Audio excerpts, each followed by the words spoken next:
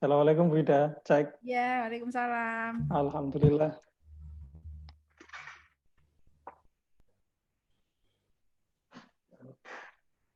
Selamat datang teman-teman sekalian. Sambil nunggu Pak Cah, kita bisa mengisi waktu terlebih dahulu. Insya Allah sampai jam 1.45-an lah ya, kita mulai acaranya. Atau kalau Pak Cah sudah siap, bisa langsung kita mulai sekarang. Iya, insya Allah saya duluan, Ustaz. Oh, Ya, nanti Pak Cah menyusul. Ya. baik, alhamdulillah. Kita mulai saja kalau begitu. Assalamualaikum warahmatullahi wabarakatuh. Waalaikumsalam warahmatullahi wabarakatuh. Alhamdulillah wassalatu wassalamu ala Rasulillah Sayyidina Maulana Muhammad ibn Abdullah wa ala alihi wa ashabihi wa mawala. Asyhadu an la ilaha illallah wahdahu la syarikalah wa asyhadu anna Muhammadan abduhu wa rasuluhu la nabiyya wa la rasula ba'da. Rabbi syrah li sadri wa yassir li amri wa hlul 'uqdatam min lisani yafqahu qawli, amma ba'd. Sahabat era intermedia dimanapun berada, alhamdulillah, puji syukur kehadirat Allah Subhanahu wa taala bahwa pada siang hari ini kita bisa berkumpul secara daring untuk mengadakan acara kopdar. Tapi bukan kopi darat. Saya kopi daring bersama dengan penulis buku Paket Merumahkan Cinta, Bapak Cahyadi Takaryawan yang biasa disapa akrab dengan Pak Cah, dan Bu Ida Nurlaila yang biasa kita panggil Bu Ida. Kita berharap semoga karena ini daring, semoga jaringan internet selama acara sehat-sehat selalu. Amin Allahumma amin. Amin. Pertama sekali di sini kami mewakili penerbit Adi Citra Intermedia mengucapkan terima kasih yang sedalam-dalamnya kepada sahabat era dimanapun berada yang telah antusias menunggu acara ini dilaksanakan. Apresiasi kami setinggi-tingginya kepada teman-teman dan sahabat era intermedia. Sekaligus kami mohon doa dan dukungan. Semoga kami bisa selalu menyajikan yang terbaik untuk sahabat-sahabat sekalian. Yang kedua, kami berterima kasih sekali kepada Pak Cah yang telah meluangkan waktu pada siang hari ini untuk bersama-sama berkumpul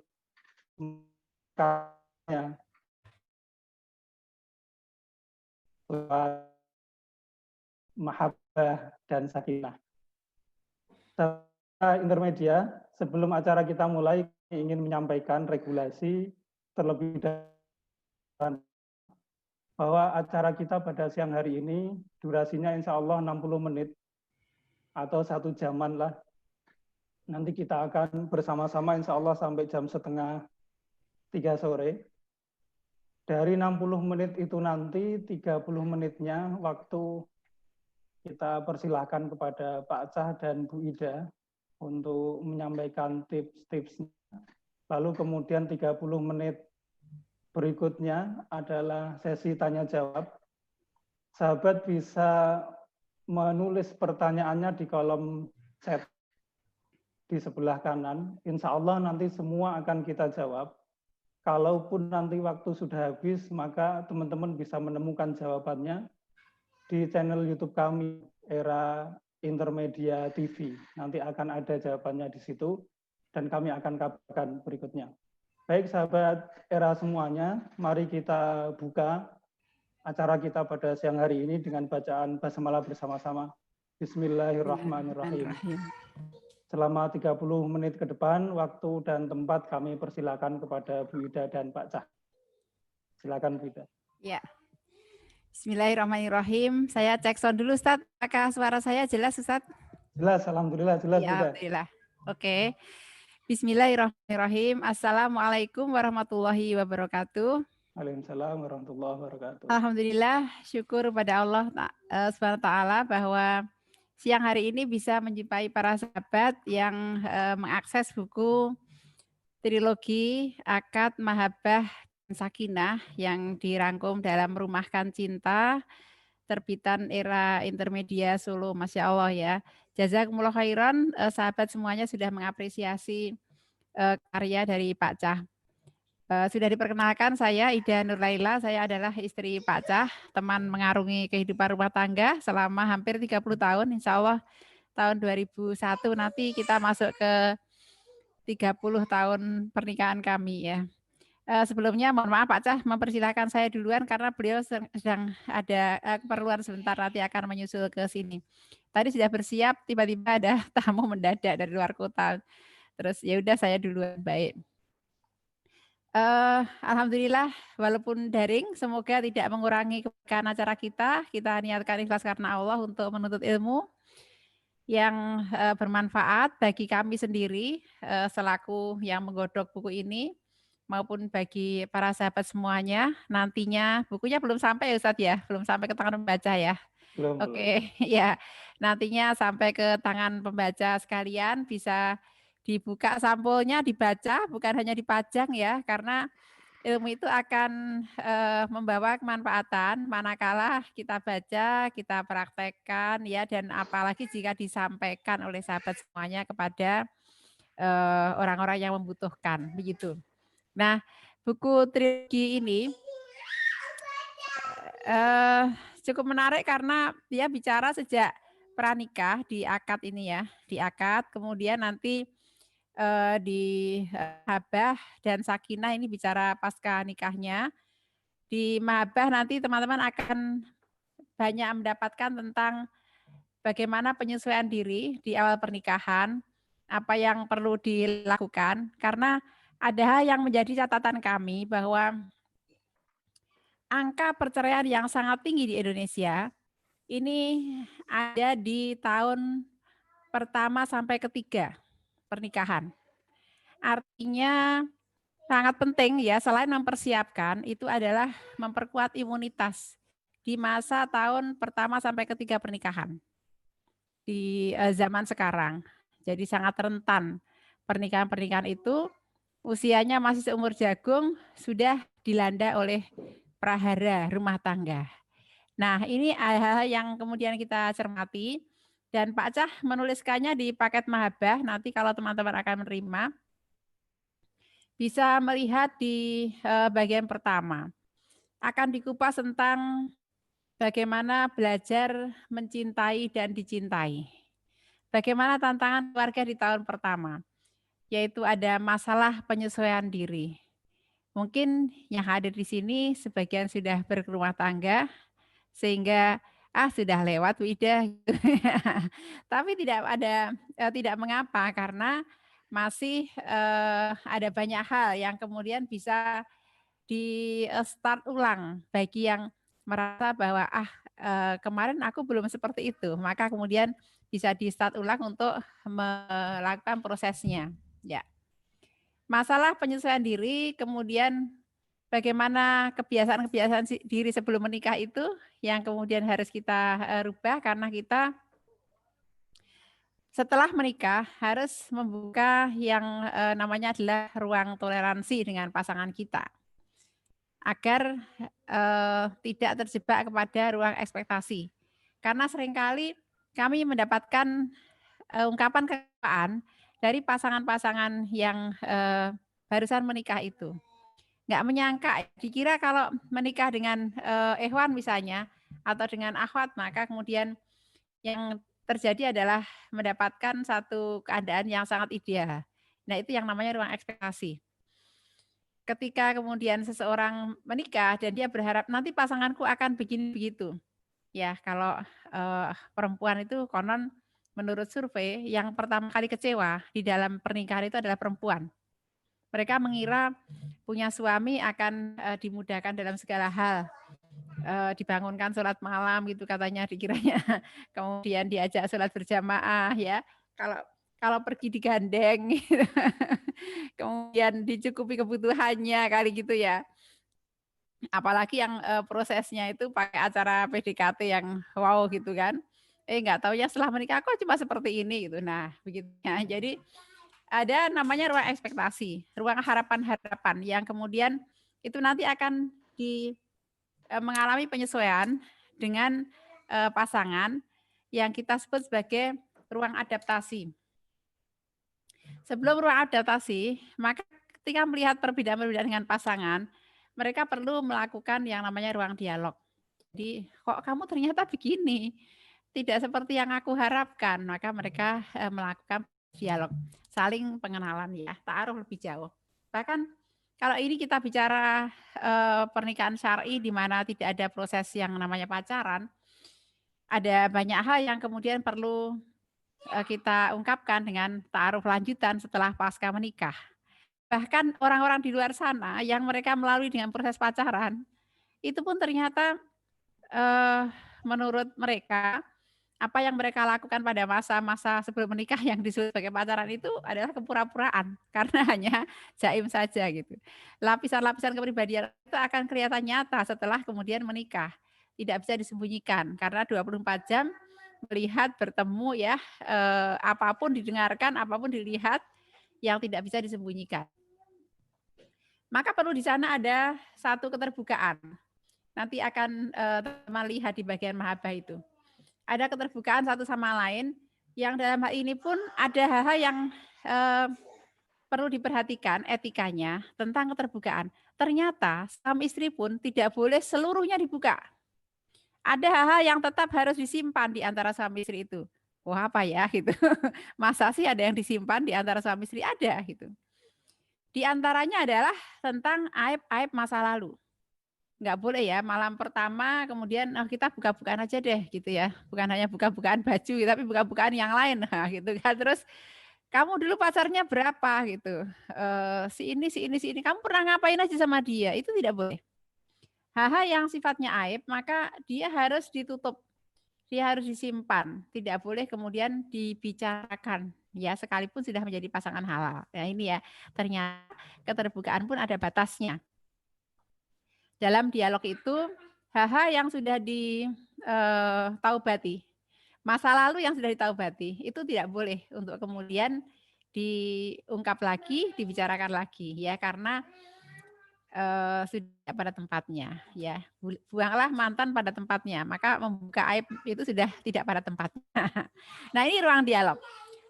Dilakukan obrolan-obrolan yang kemudian bisa mendekatkan, merekatkan di antara kedua belah pihak. Nah di dalam ruang dialog ini nanti akan ada namanya ruang adaptasi, penyesuaian diri. Yang itu membuat seseorang barangkali harus, kalau istilah saya, meluruhkan sebagian mimpi untuk memberikan ruang pada mimpi bersama. Mungkin seseorang yang lajang laki-laki, lajang perempuan sebelum menikah, mereka punya harapan-harapan, mereka punya mimpi-mimpi mereka, punya cita-cita mereka, punya visi mereka, punya kebiasaan-kebiasaan mereka. Dan pada saat mereka menikah, mereka harus rela untuk membuka diri, memberikan ruang intervensi pada pasangan, dan mereka menyesuaikan diri atau adaptasi tentang di mana mereka tinggal, kemudian kiprah apa yang mereka saling rela, di mana mereka bekerja, bahkan hal-hal yang sepele sifatnya. Hal sepele misalnya. Kadang sarapan dulu atau mandi dulu aja bisa bertengkar, Ustaz. Aku mandi dulu lah gitu, ya masa sarapan belum mandi ya, gitu bisa bertengkar, Ustaz. Ya. Kadang urusan pedas atau tidak pedas, micin atau tidak micin itu bisa jadi nggak enakan. Nah itu ya, cuma berdua tapi bisa jadi nggak enakan. Mau pergi kemana, rumahnya mau dicat apa gitu, itu aja bisa jadi masalah. Nah, yang sifatnya teknis pun bisa menjadi masalah. Nah ini perlu kemudian disadari bahwa pada saat menikah ada hal-hal yang harus kita buka agar pasangan kita memberikan pengaruh pada diri kita. Nah dalam ruang adaptasi itu tetap ada nantinya hal-hal yang tidak bisa ketemu. Ya aku benar-benar nggak bisa makan pedes misalnya ya, aku ngelihat cabai aja mual, misalnya begitu ya. Aku nggak bisa makan kalau nggak pedas itu. Nah di sanalah ada ruang toleransi, di mana masing-masing saling memahami apa yang kemudian menjadi mimpi pasangannya. Nah kemarin ada satu pertanyaan yang cukup menarik pada saat kami di salah satu sesi ya, sesi tentang sakinah gitu ya, tentang training keluarga sakinah begitu. Juga belum lama di masa daring ini, pertanyaannya sangat menarik. Ketika kemudian seorang ibu bertanya begini, apakah perempuan harus selalu mengalah katanya. Apakah perempuan harus selalu mengalah di dalam pernikahan katanya. Saya bingung. Mengalah gitu. Itu ya. Pertanyaannya itu apakah perempuan harus selalu mengalah gitu. Saya bilang, kami sering menemui bahwa di dalam pernikahan itu terjadi yang namanya saling. Yang perempuan merasa aku sudah mengalah. Ternyata si laki-laki pun merasa aku juga mengalah gitu gitu ya. Kemudian yang perempuan merasa aku sudah berkorban, ternyata yang laki-laki pun merasa berkorban. Saya bilang ketika seseorang bertanya, apakah perempuan harus selalu mengalah gitu? Ini artinya di dalam kebersamaan keluarga itu belum selesai yang namanya adalah kesejiwaan. Kenapa? Karena masing-masing masih berbicara aku dan kamu. Aku mengalah untukmu. Gitu ya. Aku berkorban untukmu. Ternyata di sana belum ada kita. Ya, belum ada kita. Pada saat kemudian mereka menemukan bahwa aku dan kamu sudah menjadi kita, maka tidak ada lagi yang namanya mengalah gitu. Tidak ada lagi yang namanya mengalah. Kenapa? Karena mereka sedang memperjuangkan kemenangan cinta. Nah, inilah ruang kemenangan cinta, inilah ruang yang terakhir ya. Jadi tadi ada ruang ekspektasi ya, harapan-harapan yang dibangun pada pasangan, lalu ada ruang dialog, mempercakapkan itu, ada ruang adaptasi, adaptasi dulu baru dialog ya, atau dialog adaptasi, lupa saya gitu ya. Pokoknya ada itulah gitu ya. Lalu ada ruang adaptasi untuk penyesuaian diri, lalu ada ruang toleransi, dan sebenarnya yang kemudian sampai pada level kejiwaan itu adalah ruang kemenangan cinta. Di mana ada lagi bahwa aku tuh udah melakukan ini itu gitu ya. Kenapa kamu demikian gitu? Karena apa yang kemudian dilakukan oleh kedua belah pihak ini adalah untuk kepentingan bersama, untuk kemenangan cinta di antara mereka. Nah, proses itulah yang diperjuangkan. Proses bagaimana kemudian mereka bisa sampai merasa bahwa ini adalah kepentingan bersama. Ini adalah untuk kebahagiaan bersama. Inilah yang diperjuangkan. Dan itu tidak tiba-tiba jelek turun dari langit gitu ya. Ada jalan langit yang kita minta dengan doa-doa kita, dengan komitmen kepada syariat. Ada dibahas di buku ya. Dengan komitmen pada syariat. Dengan kita menepati sunah-sunah arahan-arahan Allah dan Rasul-Nya. Tapi juga ada jalan bumi yang ditempuh, di mana nanti apa yang perlu dilakukan oleh seorang suami, apa yang dilakukan oleh seorang istri, bagaimana mereka kemudian melakukan interaksi dan komunikasi cinta, ini adalah jalan-jalan bumi yang harus mereka tempuh. Makanya ada seorang perempuan yang apa namanya di dalam pernikahan bahwa perempuan itu misalnya ya, kedua-duanya disuruh berdandan. Cuma biasanya kan kalau yang identiknya gitu kayaknya yang banyak dandanya perempuan kan gitu Ustaz ya. Jadi seorang istri itu disuruh untuk menyenangkan jika dipandang gitu. Itu adalah jalan-jalan bumi yang ditempuh ya. Sesulihah apapun perempuan, rajin sholat malam, puasa, banyak zikirnya, bahkan mengisi majelis taklim, misalnya hafal Quran. Tapi kemudian dari sisi fisik itu tidak mengundang suaminya gitu ya, tidak mengundang, tidak menyenangkan gitu. Dari sisi fisik mungkin, ruqyahnya luar biasa, tapi dari sisi fisik tidak kemudian menyenangkan begitu. Bahkan ada yang, kalau tidur sukanya ini Ustaz, ngeloni Al-Quran Ustaz. Mukena itu kan tawa jadi tidurnya itu meluk Al-Quran bukan meluk suaminya, saking solihahnya. Nah yang seperti ini kan suaminya merasa ini nggak mau, ini aku sentuh istriku ini lebih suka untuk, meluk Al-Quran daripada meluk aku gitu. Jadi tidak kemudian mendatangkan sakinah walaupun dia, hubungannya dengan Allah sangat tinggi ya, tetapi dia tidak memberikan muasyarah bil ma'ruf dengan, pasangannya ya, misalnya begitu ya. Kemudian fenomena di luar sana bukan di sini ya, bagaimana seorang perempuan ketika akan pergi kondangan, pergi ke kantor, pergi hangout gitu kan, dandan abis ya, matching-matchingin, make up-nya dia kayak apa gitu, tapi kalau di rumah selalu pakai pakaian kebangsaannya, yaitu daster bolong yang pakai peniti ya, dan bau bawang. Nah ini adalah contoh bahwa bagaimana seorang suami itu senang meluk-meluk istrinya kalau baunya aja bawang misalnya gitu. Pulang dari pergi gitu lihat istrinya, itu ya, harumannya gitu ya. Aroma stroberi, laos, kunyit, jahe, begitu macam-macam yang ada pada tubuh istrinya. Nah ini adalah jalan-jalan bumi yang kemudian harus ditempuh juga untuk bisa menjadikan hadirnya cinta di antara pasangan itu. Nah, selebihnya ada banyak hal di sini tentang bagaimana mengungkapkan cinta. Ini yang kemudian perlu dilakukan ya. Saya pernah menulis Ustaz Serian tentang I love you, I love you. Dulu kan pernah itu tahun 1900 berapa itu. 2014 mungkin ya. Itu ada rame serian I love you gitu ya. I love you. Zamannya keluar Ayla itu. Terus ada orang itu datang ke rumah. Kan Pak Cah ini kalau nulis status-status di Instagram, di medsos itu kan statusnya kayak romantis-romantis itu kan Ustadznya. Jadi ada istri itu yang datang dan penasaran dan bertanya, Wida apa bener Pak Cah itu kalau di rumah itu romantis kayak gitu. Kira-kira ini peserta pengen tahu jawaban saya enggak ya?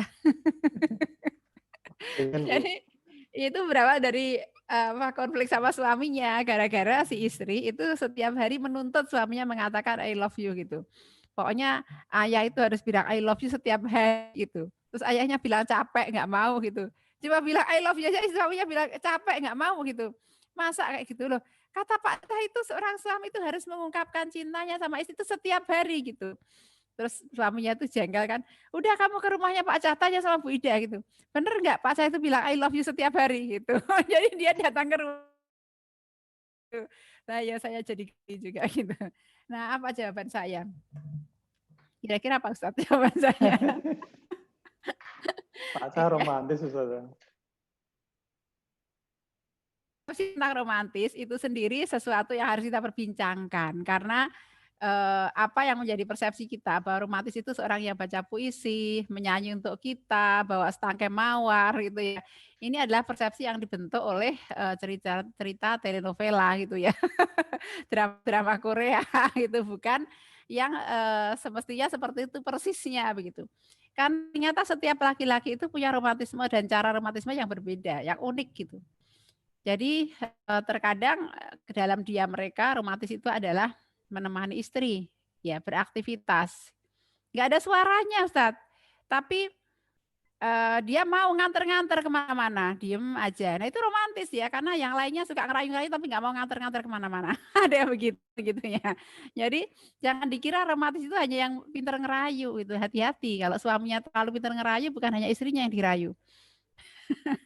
Ada yang lain juga yang dirayu gitu. Jadi mendingan suami yang sirotol mustaqim.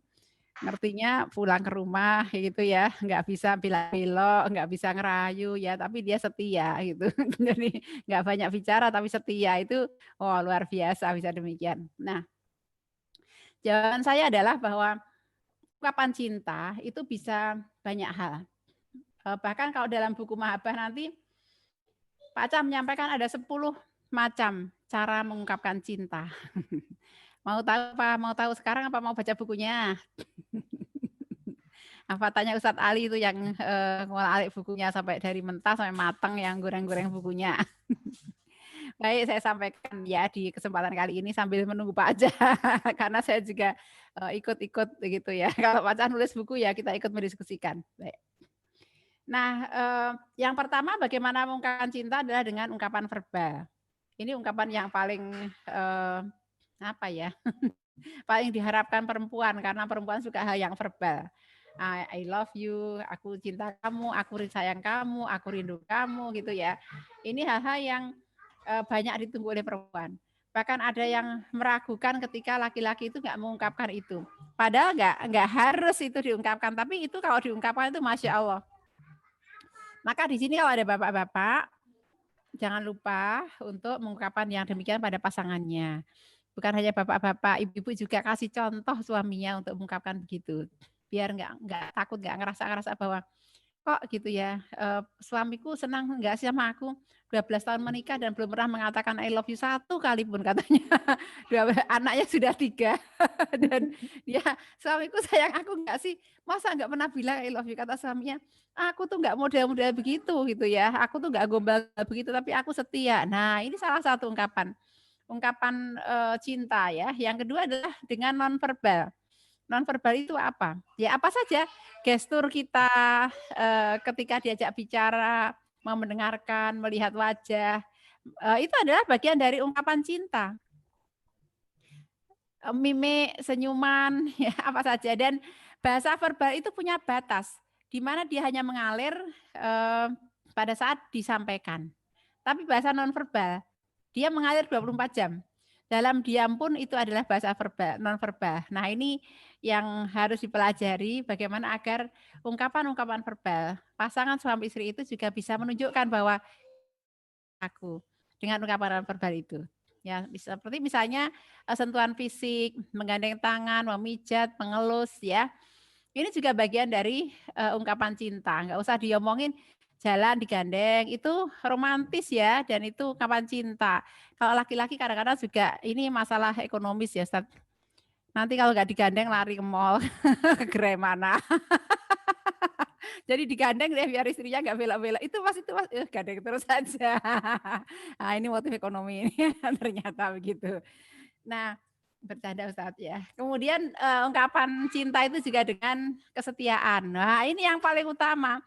Nggak ada perempuan itu suaminya pinter merayu dia, pinter apa ya, pokoknya ada bikin klepek-klepek, tapi di belakangnya main belakang, nggak setia.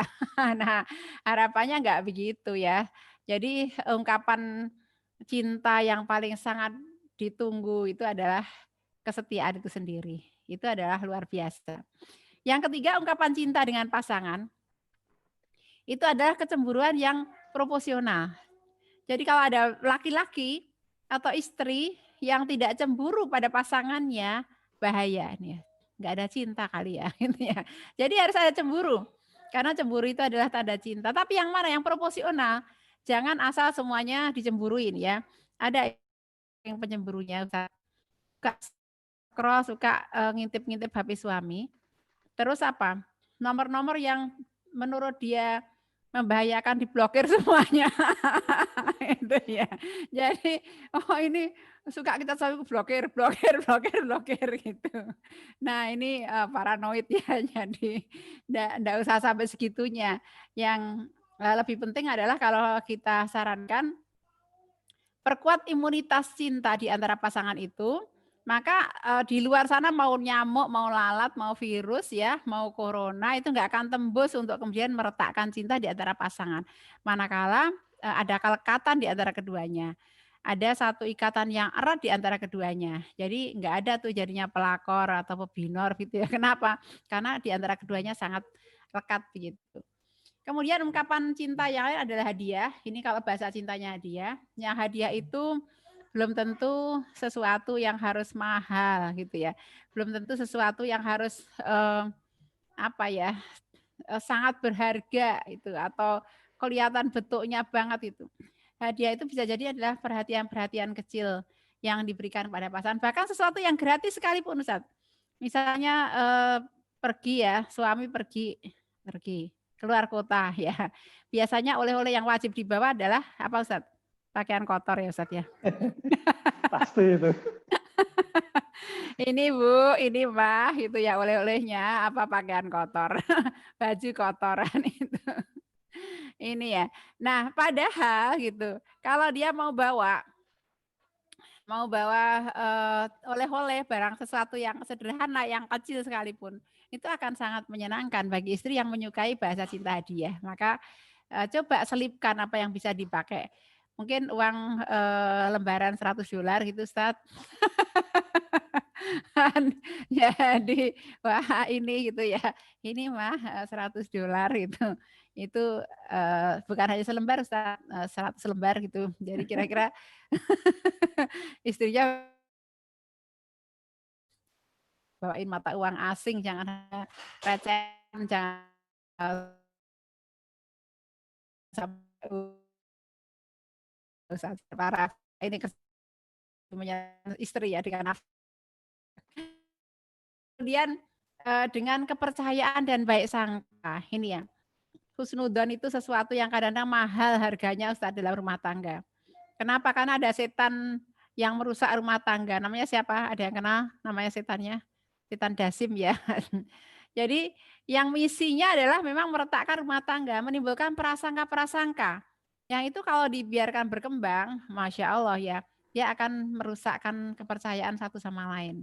Hati-hati, kalau sudah retak itu. Menyusunnya kembali itu tidak mudah. sangat berat. Maka jaga kepercayaan itu dan juga jaga baik sangka kepada pasangan. Kadang-kadang kalau kemudian sedang ada masalah di antara suami istri, hal-hal yang sifatnya sebenarnya biasa aja, itu jadi masalah. Tapi kalau mereka sedang baik gitu, bahkan hal-hal yang luar biasa pun nggak jadi masalah. Apa contoh sederhana itu? Jejer duduk berdua misalnya ya. Kemudian salah satu itu mengambil nafas panjang, Ustaz. Gitu ya. Gitu. Cuma gitu doang. Ya. Itu kalau sedang nggak enak itu udah ilfil gitu ya, udah ngerasa, ih dia nggak seneng sama aku. Nah, dia tuh kayak gitu ya, kalau jejer sama aku udah kayak sebel banget itu. Pintu nggak sengaja tertutup dengan keras, itu jadi masalah gitu. Tapi coba, kalau hubungannya sedang enak itu, bahkan kadang-kadang gitu, ya hal yang besar kadang ya, banting pintu sekalipun gitu ya, banting piring sekalipun ya diketawain aja. Kenapa? Karena enak masalahnya. Kayak yang terjadi antara Rasulullah dengan Aisyah kan gitu ya. Karena Rasulullah itu hatinya lapang ya, Aisyah mau banting piring sekalipun ya ibumu sedang cemburu cuma begitu doang gitu. Enggak kemudian marah gitu. Nah, begitu ya. Jadi gimana tuh? Baik sangka aja ya. Bagaimana kemudian dengan pasangan itu dahulukan husnudzon. Nah, di antara bentuk cinta adalah nasihat. Kita tahu bahwa nasihat itu salah satu pilar agama. Perintah untuk tawasau bil haq, tawasau bis sabr. Dan orang yang paling utama menerima nasihat adalah orang yang paling dekat dengan kita, yaitu suami istri. Karena suami istri itu kayak nggak ada hijab ya. Satu sama lain mereka tuh ngerti banget apakah pasangannya sedang baik atau sedang tidak, sedang turun atau sedang tidak ya, dan sebagainya gitu. Ini akan sangat amat sangat kemudian terasa gitu. Nah, maka di sini saling membuka diri di antara pasangan itu untuk menerima nasihat dari pasangannya. Jadi bahkan kalau kita sering menyampaikan di antara tips memelihara samara, Ustaz, itu adalah pillow talk, Ustaz. Dialog bantal sebelum tidur. Minta nasihat pada pasangan. Ya, aku hari ini kali banyak salah ya, kasih aku nasihat. Nah, gitu kan. Pada saat minta itu berarti jiwanya siap untuk menerima. Kadang-kadang kalau enggak minta tiba-tiba dinasehatin, jengkel. Enggak bisa nerima gitu. Tapi kalau kemudian dia minta sendiri, nasihati aku gitu ya. Dek, kasih nasihat aku, Dek. Nah, nasihatnya bukan wahai suamiku bertakwalah kepada Allah gitu ya. Usikum min nasihat Allah gitu. Bukan wahai suamiku bertakwalah kepada Allah kan itu semata-mata. Tapi mungkin hal lain yang sifatnya lebih teknis sekalipun maka saling memberi nasihat. Karena suami istri mereka inilah yang saling menjaga dari api neraka, kan gitu. Jadi siapa yang punya kewajiban? Ya suami ya. Kalau suami kepada istri, kalau istri kepada suami. Bagaimana kemudian keduanya benar-benar saling menjaga pasangannya dan di antara penjagaan itu dengan nasihat. Jadi jangan sensi jika pasangannya memberikan nasihat kepada dirinya gitu. Kamu kok ngeritik aku terus sih gitu. Bukan ngeritik ini perkaranya. Ini adalah menjaga dari api neraka. Kamu kok kepo banget sih buka-buka HP-ku terus gitu. Nah ini Ustaz sering ada pertanyaan. Apakah boleh istri itu melihat isi HP pasangannya gitu atau suami lihat isi HP istrinya? Boleh enggak ya kira-kira? Peserta mungkin ada yang mau jawab, boleh enggak? Ada pertanyaan-pertanyaan yang demikian ini. Bu, boleh enggak gitu? Bahkan ada yang mengungkapkan kepada saya yang buat saya tertawa begini. Bu, kenapa para istri itu suka diam-diam melihat HP suaminya? Saya kaget. Kok diam-diam? Gimana, Bu? Ibu ngambil kesimpulan dari mana? Oh, saya sudah survei, Bu. Saya nama teman-teman ngaji, saya nanya teman-teman Facebook, saya nanya teman di grup WhatsApp, apakah mereka suka diam-diam melihat HP suaminya gitu. Ternyata sebagian besar itu suka diam-diam melihat HP suaminya katanya. Saya bilang kenapa diam-diam? Ya karena kalau ketahuan suaminya marah gitu Ustaz ya. Nah, Bapak-bapak jangan marah ya kalau istrinya sekali-kali kepo. Kasih aja sekalian, Ibu mau lihat HP-ku. Ini lihat gitu ya, kasih aja sekalian. Tapi jangan lupa dihapus dulu ya chat-chat yang membahayakan. Enggak gitu, enggak ada yang membahayakan kok ya. Jadi ini adalah jalan untuk menjaga dari api neraka zaman now, yaitu melihat gadgetnya. Tidak ada password di antara kita. Nah, kalau tuh ada passwordnya itu untuk orang lain. Pasangan harus tahu passwordnya. baik password medsos, password email, ya, password HP, itu saling tahu gitu. Agar apa? Agar bisa membuka diri, memelihara dari ketergelinciran. Nah, kemudian juga dengan indahnya penampilan, itu juga bagian dari mengungkapkan cinta. Kalau kita akan bertemu dengan orang yang kita hormati, biasanya kita tuh sibuklah untuk kemudian mematut agar penampilan kita patut gitu. Tapi apakah juga selalu berpikir begitu? Kalau dia hormat sama pasangannya, kalau dia cinta sama pasangannya, maka dia akan berusaha untuk tampil yang terbaik juga untuk pasangannya. Kemudian dengan perhatian, ya, perhatian pada pasangan. Ini adalah juga bagian dari ungkapan cinta satu sama lain ya. Dan yang terakhir, wah ini gongnya Ustadz, sambil Pak Cas sudah datang soalnya. Yaitu adalah bagaimana mengungkapkan cinta dengan segala cara. Wah, gitu. Jadi apapun yang dilakukan di dalam kehidupan pernikahan itu adalah ungkapan cinta.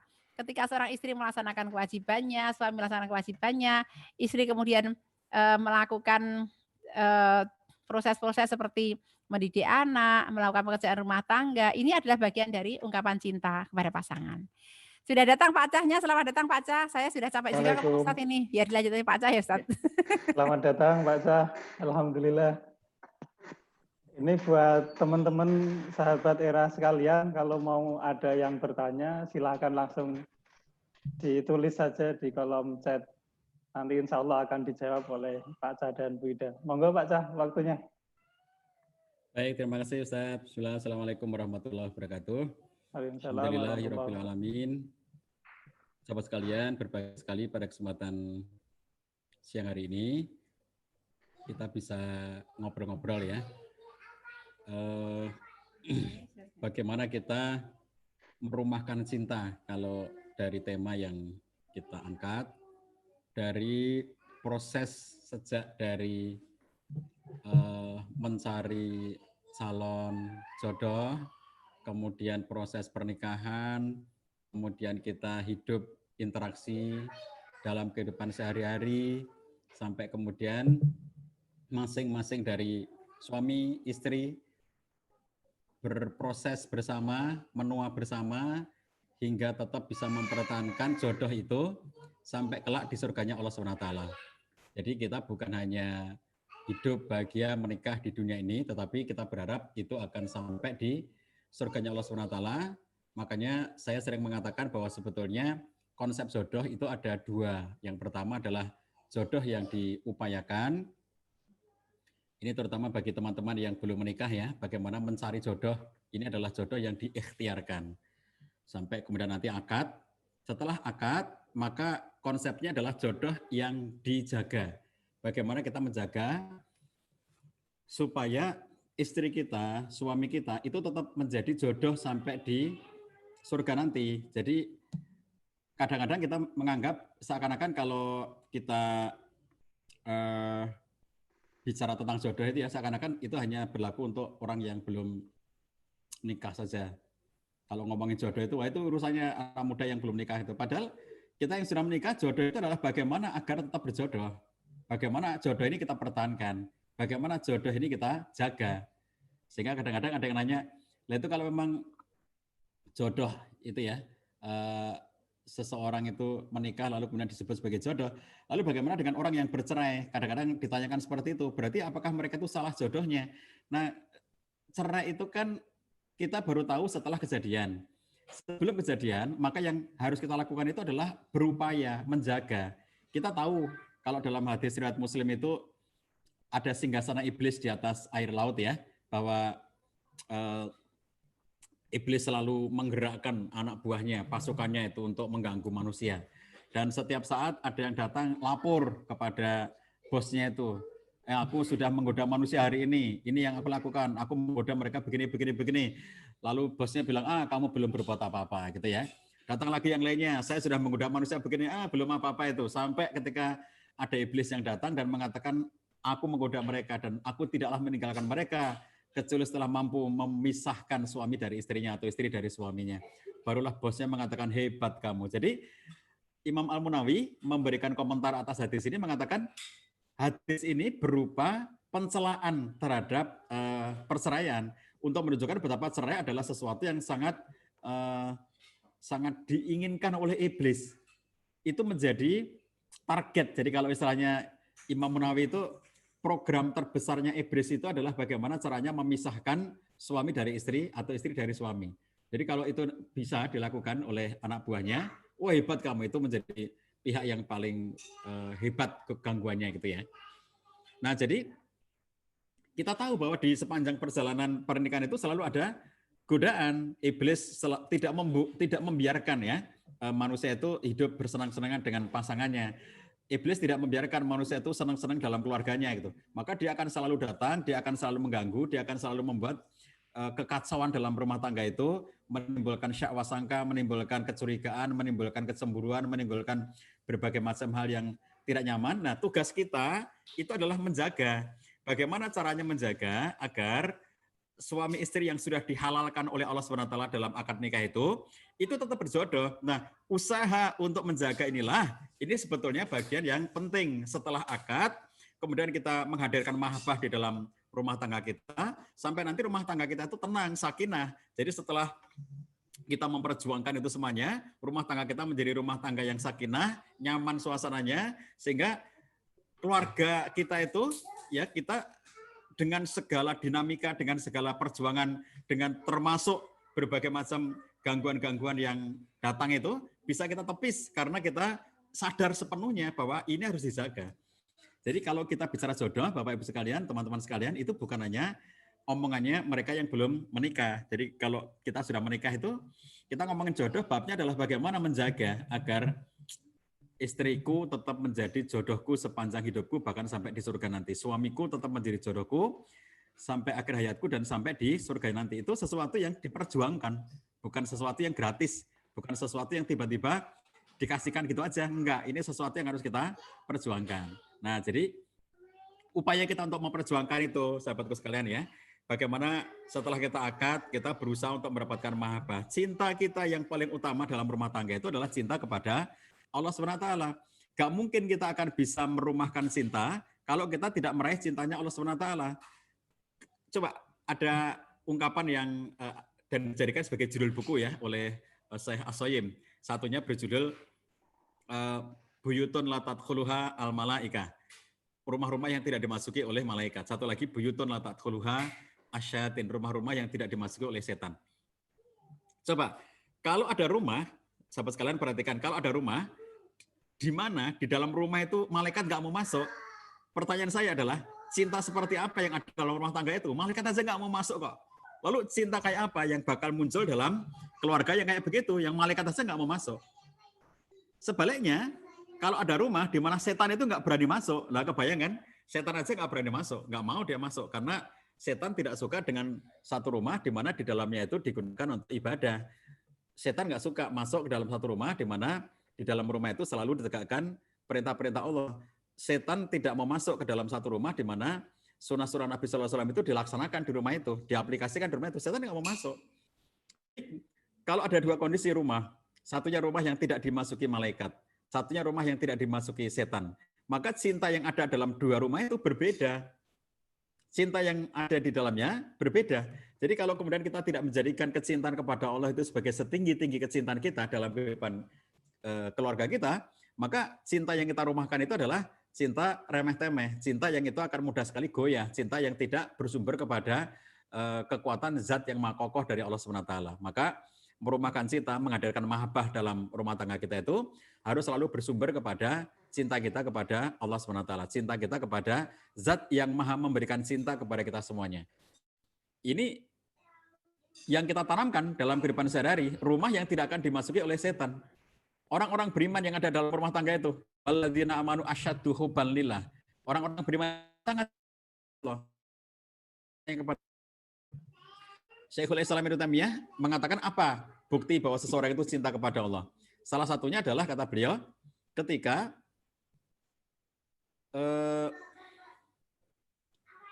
ada orang yang melecehkan Allah atau melecehkan Nabi Sallallahu Alaihi Wasallam, lalu dia marah karena itu bukti bahwa dia cinta. Kalau dia tidak punya rasa marah gitu ya, ketika ada simbol-simbol sakralnya agama itu dilecehkan, ketika ada simbol-simbol di hal yang kita sangat jaga dalam agama ini ya, kayak Allah SWT, kitab suci, Nabi SAW, begitu itu dilecehkan dan ada orang yang tidak marah karena itu, maka di mana rasa cinta dia kepada Allah SWT? Nah, oleh karena itu, sebagian ulama, sebagaimana dinyatakan dalam kitab Syarah Aqidah Thahawiyah, dinyatakan laisya sya'nu antuhib. Tetapi bukan yang paling penting itu bukan bagaimana kita mencintai Allah SWT, walakin asya'nu antuhab. Bagaimana kemudian kita itu dicintai oleh Allah SWT. Jadi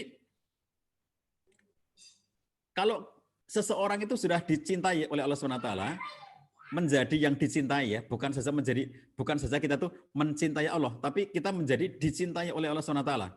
Maka berlakulah apa yang disebutkan oleh Nabi SAW dalam hadits qudsi. Apabila Allah sudah mencintai hamba, maka Allah menjadi pendengarannya ketika dia mendengar. Allah menjadi penglihatannya ketika dia melihat. Allah menjadi tangannya ketika dia berbuat. Allah menjadi kakinya ketika dia berjalan. Kalau dia meminta kepada Allah akan dikasih. Kalau dia meminta perlindungan kepada Allah akan dilindungi. Itu kalau orang sudah dicintai oleh Allah SWT. Coba bayangkan kalau dalam keluarga kita itu ya, kita bisa merumahkan cinta, bahwa pondasi utama kita adalah cinta kita kepada Allah SWT. Yang kita jadikan sebagai setinggi-tinggi kecintaan adalah cinta kita kepada Allah SWT. Maka cinta yang ada dalam rumah tangga kita itu, mahabbah yang ada dalam rumah tangga kita adalah kecintaan yang benar. Kecintaan yang bersumber kepada zat yang maha pencinta. Yang oleh karena itu kemudian nanti kita akan mendapatkan berbagai macam kebaikan ya. Dari cinta itu akan menimbulkan berbagai macam kebaikan-kebaikan yang sangat banyak. Termasuk dari cinta kita kepada Allah itu menimbulkan konsekuensi, kul in kuntum tuhibbunallah fattabi'uni. Kalau kamu mencintai Allah, ikuti aku, begitu. Jadi konsekuensi dari kita itu mencintai Allah SWT adalah bagaimana kita ittiba kepada Nabi SAW. Sehingga di rumah kita, merumahkan cinta itu artinya Allah SWT sebagai setinggi-tinggi yang kita cintai. Kemudian kita mengikuti petunjuk dari Nabi SAW. Konsekuensi dari kita mencintai Allah adalah kita mencintai Nabi SAW. Kita melaksanakan sunnah-sunnahnya, kita melaksanakan petunjuk-petunjuknya. Jadi oleh karena itu kemudian kita berada dalam satu suasana hidup dalam kehidupan rumah tangga itu ya. Cinta kita itu adalah cinta yang tumbuh karena cinta kita kepada Allah SWT. Cinta yang tumbuh karena cinta kita kepada Nabi SAW. Disitulah kemudian cinta di antara suami istri, cinta di antara orang tua dengan anak, cinta di antara semua anggota keluarga, itu adalah cinta yang benar. Cinta karena Allah, cinta dalam rangka mencintai Allah SWT. Di situ kita merumahkan cinta.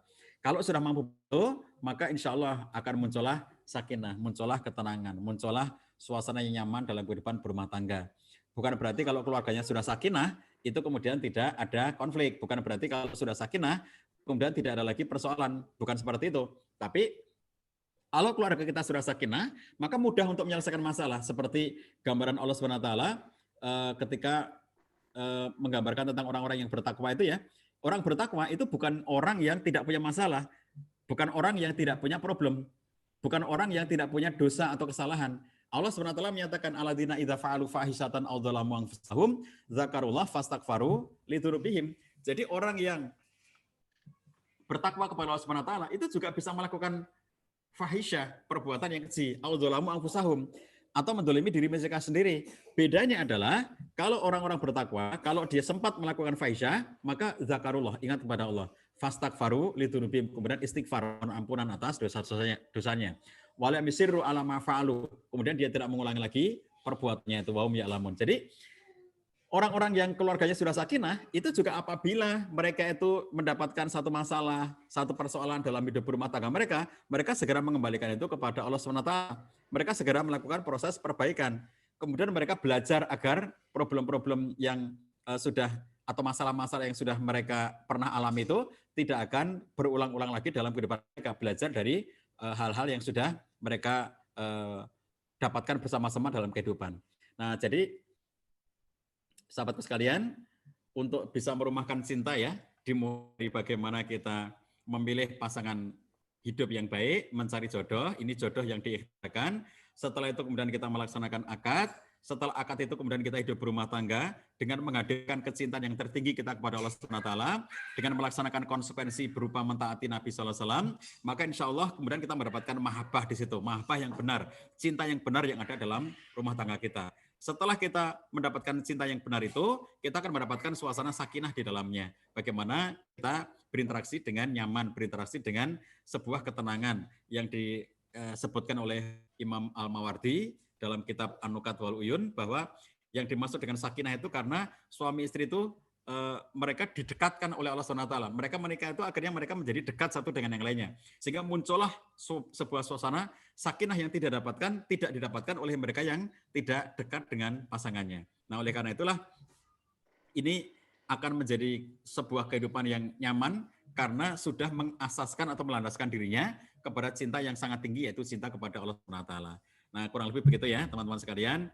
3 buku kami hadirkan kepada teman-teman sekalian. Akad, kemudian mahabbah, kemudian sakinah. Bagaimana kita merumahkan cinta itu sejak dari proses memilih jodohnya dengan proses yang benar, kemudian akad dengan cara yang benar, setelah itu berinteraksi di rumah tangga kita, menghadirkan kecintaan dengan setinggi-tinggi kecintaan adalah kepada Allah dan Rasul-Nya, kemudian kita berinteraksi sehari dengan muasyarah bil ma'ruf antara suami dan istri, kemudian setelah itu kita mendapatkan sebuah suasana sakinah, keterangan, karena kita telah melandaskan semua proses kehidupan kita itu di atas kecintaan yang sangat tinggi, yaitu kepada Allah SWT, dan melaksanakan sunnah Nabi SAW sebagai konsekuensi dari cinta kita kepada Allah SWT.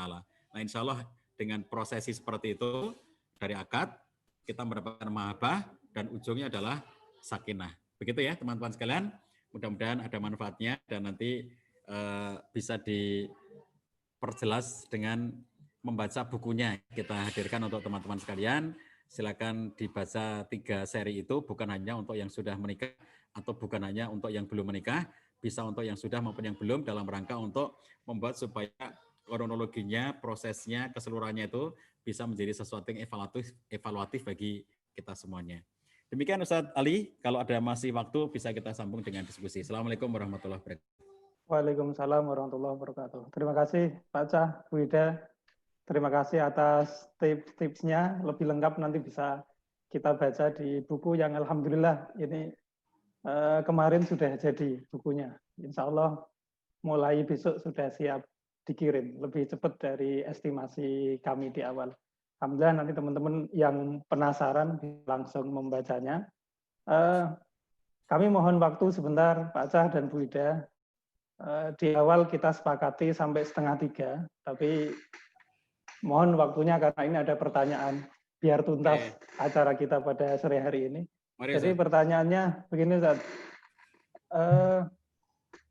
Dari salah satu yang join, alhamdulillah ini masih jomblo katanya Pak. Saudara kita ini masih jomblo, tapi sudah ada kenalan dengan seorang akhwat dan tidak ada komitmen. Saling komitmen. Hanya masalahnya belum mendapat restu dari orang tua. Lalu masih ada kekhawatiran tentang akhwat tersebut bahwa jangan-jangan mereka tidak saling cinta. Ini masih dalam proses mencari cara terbaik. Dan yang keempat, saat ini masih 0 tabungan.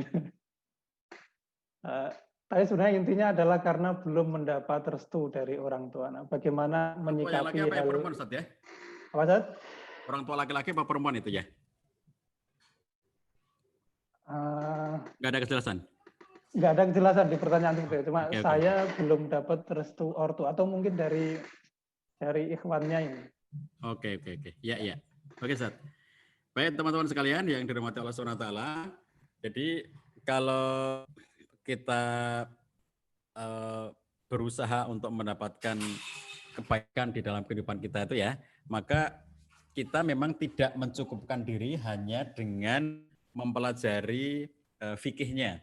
Kalau kita hanya mempelajari fikihnya itu, kita hanya akan sampai kepada sah apa tidak sah pernikahan kita. Tetapi kita belum berbicara tentang apakah itu nanti akan menjadi satu keluarga yang bisa memberikan mahabbah dan sakinah kepada kita semuanya. apakah bisa memberikan kebaikan, kebahagiaan dalam kehidupan kita atau tidak. Kalau semata-mata fikih. Contoh fikih itu begini.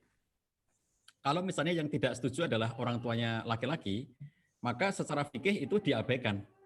Karena fikih itu hanya berbicara tentang orang tuanya perempuan. Sepanjang orang tuanya perempuan itu sudah oke, jadi misalnya istri saya ini sudah mau sama saya, lalu ayah dia sudah membolehkan saya, maka sebetulnya kalaupun ada penolakan dari keluarga saya itu diabaikan. Artinya itu tidak masuk dalam kategori syarat, tidak masuk dalam kategori rukun. Saya sah menikah dengan dia tanpa persetujuan dari orang tua saya. Saya sah nikah seperti itu. Karena yang menjadi wali adalah orang tuanya dia, ayahnya dia. Nah, itu masalah fikih ya. Makanya tadi saya katakan kalau urusannya fikih itu kita baru berbicara tentang sah apa tidak sah.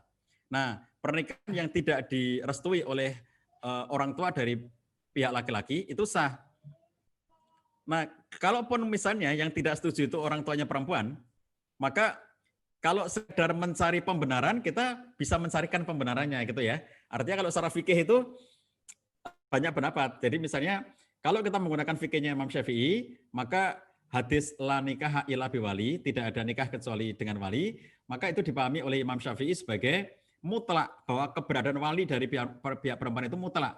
Kalau tidak disetujui oleh wali, maka nikahnya batal. La nikah itu artinya meniadakan pernikahan, artinya nggak ada pernikahan kalau tidak ada walinya. Sehingga kalau nikah maka dianggap sebagai tidak menikah oleh Imam Syafi'i.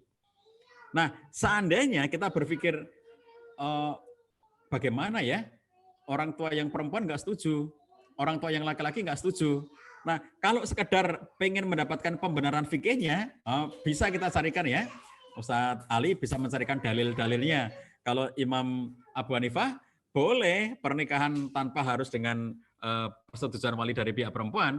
Yang perempuan tidak harus pakai wali gitu ya. Nah, jadi kalau sekedar mencari dalil-dalil pembenaran, kita mesti akan mendapatkan dalil pembenaran bolehkah atau sahkah menikah tanpa wali. Itu kalau semata-mata mencari dalil pembenaran. Nah, tapi pernikahan kita itu tidak semata-mata soal sah apa tidak sah. Sah tidak sah itu nomor satu, harus sah kan, dengan pendekatan-pendekatan keilmuan. Tapi nomor duanya adalah apa yang kemudian bisa mendatangkan kebahagiaan yang optimal dalam kehidupan rumah tangga kita. Cara kita untuk merumahkan cinta itu bukan hanya karena aku suka kamu dan kamu suka aku. Cara kita merumahkan cinta itu adalah karena orang tua kamu setuju, orang tua aku setuju. Kedua keluarga besar kita itu setuju. Karena itu yang membangun kebahagiaan. Coba bayangkan. Andai misalnya saya itu ditolak oleh keluarganya dia, atau dia ditolak oleh keluarga saya.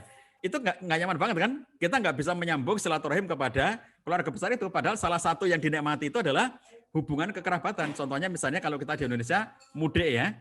Mudik itu kita nikmati. Mudik di rumahnya keluarga besar istri, mudik di rumah keluarga besar. Itu sesuatu yang kayak apa ya, dirindukan gitu ya. Sesuatu yang dirindukan.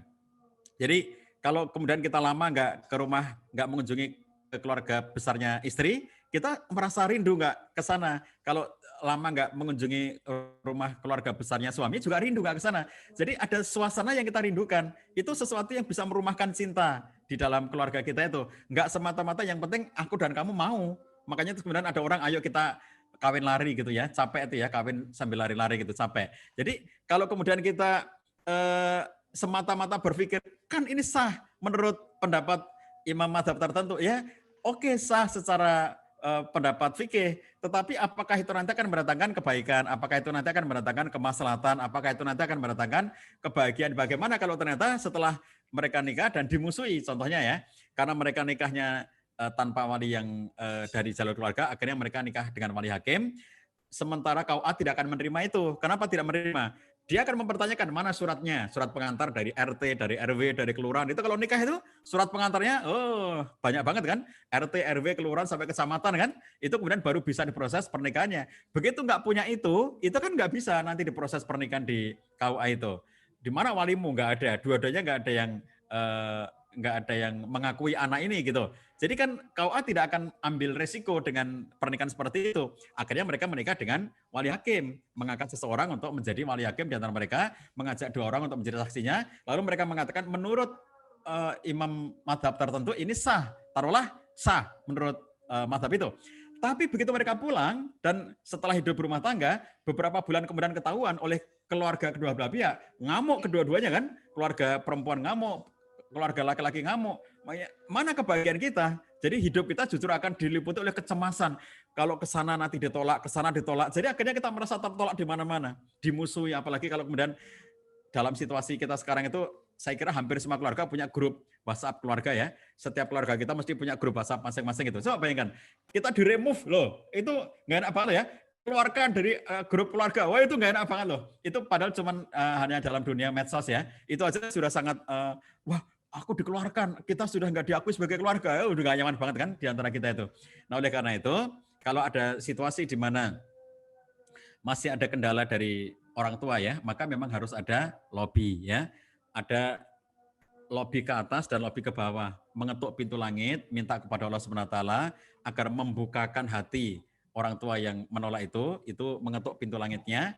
Lobby kepada Allah SWT, ya Allah, ketuk tolong buka hati kedua orang tuaku atau kedua orang tua calon istriku agar membolehkan pernikahan kami. Kalau memang itu baik bagi kami, maka jodohkan kami. Kalau itu tidak baik, maka jauhkan kami dan berikan kami jodoh yang lebih baik.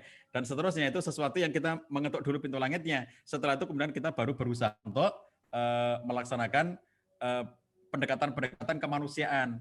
Ngelobi ke ayah, ngelobi ke ibu, ya, ngelobi masing-masing ya. Misalnya pihak laki-lakinya, lobilah kedua orang tuanya. Pihak istrinya lobilah kedua orang tuanya karena mereka belum menikah, sehingga yang bisa melakukan adalah setiap diri. Jadi si laki-laki lobi kedua orang tuanya, si perempuan lobi orang tuanya. Masing-masing bertanggung jawab untuk bisa melobi kedua orang tua masing-masing. Sampai level tertentu mereka memberikan batasan apakah berjodoh apa tidak itu dengan batasan. Nggak mungkin dong suasana menggantung itu berlama-lama. Sampai kapan coba?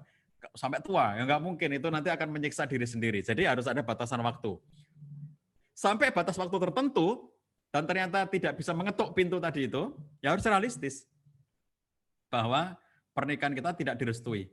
Meskipun kalau kita mau melangkah dengan ambil pendapat-pendapat ulama fikih, itu akan sah hukumnya, tetapi itu tidak bisa menjadikan keluarga kita nanti menjadi keluarga yang berbahagia. Bagaimana merumahkan cinta kalau situasinya kayak begitu? Bagaimana kita akan membawa pulang cinta ke dalam rumah kita kalau situasinya seperti itu? Maka ini sesuatu yang harus selalu diupayakan, harus dapat restu dari kedua orang tua, dapat ridho dari mereka. Perkara nanti tidak datang, aku nggak bisa datang ya karena jauh, karena pandemi nggak apa-apa, tapi sudah dapat restunya dulu, karena itu yang paling penting. Sehingga orang tua merasa bahwa aku sudah merestuinya. Kalau sampai orang tua, awas kalau kamu nikah sama dia itu sesuatu yang nanti akan panjang ya dampaknya itu. Kalau orang tua kita aja nggak merestui kita gitu. Nah begitu ya, jadi saya kira ini yang harus diupayakan teman-teman sekalian. Maka saran saya kepada teman-teman semuanya, terutama yang masih jomblo, jangan melakukan pendekatan kepada orang tua itu pada detik-detik terakhir menjelang menikah. Anda nggak pernah dekat dengan orang tua, setelah mau nikah baru dekat-dekat dengan orang tua. Kalau seperti itu nanti apabila ternyata terjadi konflik, susah untuk mendamaikannya. Tapi kalau Anda itu sudah dekat dengan orang tua, ya, kalau orang-orang yang sudah setua kami, itu kan kami sebagai orang tua. Kemudian bagaimana kami sebagai orang tua itu dekat dengan anak. Itu kalau tuntutan kepada orang tua. Tapi kalau anak, Anda yang belum menikah itu, kan tuntutannya kepada Anda. Bagaimana caranya agar Anda itu dekat dengan orang tua. Bukan menjelang menikah, Pak, aku mau nikah ya, harus dengan ini ya. Nah kalau itu disetujui, kalau enggak nanti berantemnya jadi lama. Tapi kalau tidak usah menunggu dekat-dekat nikah, bahwa Anda itu membangun komunikasi yang baik. Anda mendekat kepada orang tua. Anda berlaku baik kepada orang tua. Sehingga kemudian orang tua itu enak ngobrol dengan Anda. Dari awal Anda sudah tahu apa yang disukai, apa yang tidak disukai. Orang tua pengen menantu kayak apa. Sesuatu yang kemudian dari awal Anda sudah mengetahui kriteria yang diinginkan oleh orang tua. Itu akan dari awal Anda sudah bisa ngobrolin kriteria-kriteria itu dengan orang tua. Calonnya siapa sudah diobrolin gitu ya. Peluang untuk terjadinya penolakan, reject dari orang tua itu sangat kecil kalau kita sudah ngerti dari awalnya. Nah, maka bagi yang belum terlanjur ya, teman-teman, bangun komunikasi yang baik dengan orang tua. Jangan pas ada maunya saja baru dekat-dekat ke orang tua, tapi bangun kedekatan yang baik dengan orang tua supaya tidak terjadi konflik-konflik yang sangat tidak menyenangkan seperti dalam menjelang pernikahan itu ya. Sudah punya calon, ternyata nggak disetujui. Begitu. Dan terakhir, mohon maaf Ustaz Ali karena sudah azan asar ya, mohon dimaafkan. Terakhir pesan saya, proses di dalam pernikahan itu semestinya diurutkan ya. Jadi saya suka mengatakan kalau ada 10 langkah untuk mencari jodoh itu sampai dengan pernikahan, maka dari 1 sampai 9, ya, nomor 9-nya itu adalah akad nikah dan walimah itu nomor 9. Kalau ada 10, nomor 9-nya itu adalah akad nikah dan walimah. Nomor 11-nya, nomor 9-nya itu ya. Terus nomor 10-nya apa? Nomor 10-nya adalah mereka menikmati suasana jatuh cinta. Jadi jatuh cinta itu nomor 10. Kalau langkahnya itu 10, maka jatuh cintanya itu di nomor 10. Nomor 9-nya adalah mereka melaksanakan nikah dan walimah. Itu nomor 9. Nomor 10-nya baru mereka menikmati romantic love, jatuh cinta. Kemudian mereka bisa berbahagia, bersenang-senang dengan pasangan yang halal karena sudah diawali dengan akad nikah itu. Begitu ya. Jadi jangan jatuh cinta nomor 1. Kalau dari 10 langkah, jangan dibalik ya. Jatuh cintanya nomor 10. Kalau jatuh cinta nomor 1, lah repot itu nanti. Ya kalau disetujui oleh orang tua. Kalau enggak, ya kalau bisa melaksanakan pernikahan. Kalau enggak, karena kita tidak tahu apakah kita bisa menikahi orang yang kita cintai. Kita tidak tahu. Jadi kadang-kadang orang-orang membuat perbandingan lebih baik menikahi orang yang dicintai atau mencintai orang yang dinikahi. Itu jangan didikotomikan, jangan dipertentangkan. Kalau sudah menikahi, harus mencintai siapapun yang dinikahi. Tapi kalau sudah mencintai, ya belum nikah tapi sudah terlanjur mencintai, usahakan untuk dinikahi. Kalau nggak bisa, ya jangan mencintai. Anda tidak mungkin mencintai orang yang tidak Anda nikahi. Anda nggak bisa mencintai orang yang tidak Anda nikahi. Nggak bisa ya. Nanti stres itu, depresi itu kalau orang mencintai seseorang yang tidak dinikahinya. Jadi supaya urutannya, kalau kita bikin roadmap menuju kepada pernikahan, menikah sampai dengan 10 langkah, maka langkah ke-10-nya adalah langkah untuk romantic love, jatuh cinta dengan pasangan, menikmati kesenangan yang halal. Nomor 9-nya adalah akad nikah dan walimah. Nah, jadi itu sesuatu yang berurutan begitu. Demikian ya, Ustaz Ali, mohon dimaafkan kami berdua sekaligus undur diri. Mudah-mudahan teman-teman sekalian tidak puas dengan penjelasan ini sehingga bisa membaca bukunya lengkap ya. Silakan diakses buku akad, mahabbah, dan sakinah dalam satu paket bertajuk Merumahkan Cinta. Ini bagian dari upaya kita untuk membuat keluarga kita sejak dari awal sampai nanti akhir hayat kita masing-masing selalu diliputi oleh sakinah, mawaddah, warahmah. Mohon maaf atas segala kesalahan kami berdua. Kami kembalikan kepada Ustaz Ali. Assalamualaikum warahmatullahi wabarakatuh. Waalaikumsalam warahmatullahi wabarakatuh. Terima kasih Pak Cah, terima kasih Bu Ida atas ilmu dan sharing yang sudah dibagikan kepada kami. Karena memang sudah asar dan waktunya sudah melebihi dari yang kita sepakati untuk pertanyaan-pertanyaan yang hari ini belum bisa terjawab oleh Pak Cah dan Bu Ida. Nanti bisa dicek jawabannya di Era Intermedia TV di channel YouTube kami.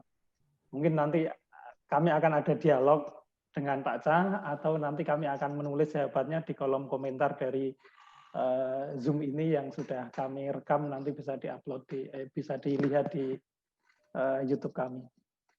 Sekali lagi terima kasih sahabat-sahabat Era dimanapun berada, selalu sehat.